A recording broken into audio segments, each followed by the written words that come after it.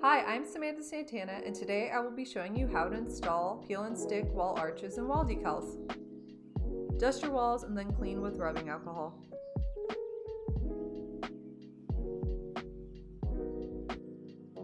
Pull back the arch from its backing about 6 to 8 inches at a time, starting at the top of the arch.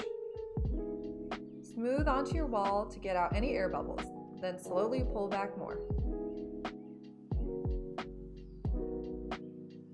You can easily readjust the arch if it feels off to you.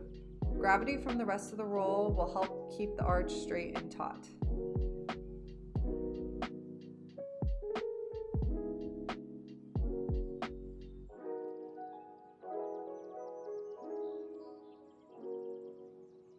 Use a paddle to smooth near the bottom.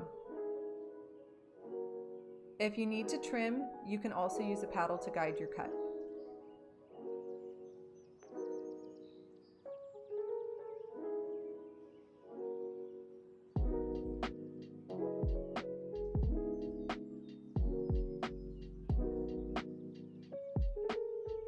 For more information on our products, please visit samanthasantana.com.